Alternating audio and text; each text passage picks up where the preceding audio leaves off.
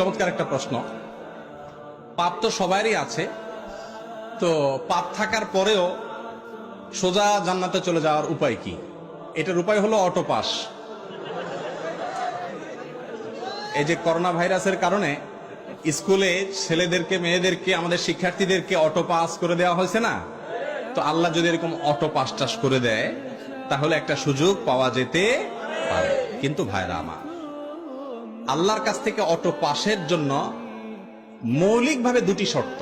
এক, শিরক মুক্ত ঈমান থাকতে হবে।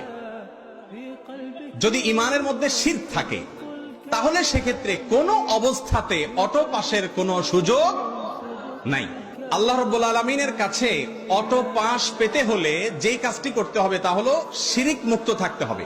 শিরক করে যদি কেউ মারা যায়, আল্লাহ তাআলা আগাম ঘোষণা দিয়েছেন সে অটো পাসটা হবে না, সে সোজা কোথায় যাবে? জাহান্নামে যাবে। ইন্নাল্লাহা লা ইয়াগফিরু আন ইউশরাকা বিহি, আল্লাহর সঙ্গে শিরক করে মারা গেলে, তওবা ছাড়া মারা গেলে তাকে আল্লাহ তাআলা maaf করবেন না। মুসনাদ আহমদে বর্ণিত হাদিসে নবী সাল্লাল্লাহু আলাইহি ওয়াসাল্লাম বলেছেন, আদ-দাওয়াবিনু ইনদাল্লাহি সালাসা, আল্লাহর কাছে তিন ধরনের মামলা উঠবে। তার ভিতরে এক ধরনের মামলা হলো শিরক সংশ্লিষ্ট মামলা। এটা জামিনের অযোগ্য, ক্ষমার অযোগ্য, সরাসরি জাহান্নাম। এজন্য শিরক থেকে বেঁচে থাকার জন্য চেষ্টা করতে হবে। এক। দ্বিতীয় হলো বান্দার হক নষ্ট করা যাবে না। ওই যে আজকে 4টা পয়েন্ট বলেছি, 2টা পয়েন্ট এর মধ্যে চলে আসছে। দেখেন, বান্দার হক নষ্ট করা যাবে না। মানুষের অধিকার যদি নষ্ট করেন, কিয়ামতের দিন আল্লাহ নিজেও বলবেন যে এই মামলা আমি নিষ্পত্তি করব না। যার অধিকার নষ্ট করেছো তার কাছে এই মামলার ইখতিয়ার, তিনি চাইলে মাফ করবেন। আর কিয়ামতে কেউ কাউকে মাফ করবে না।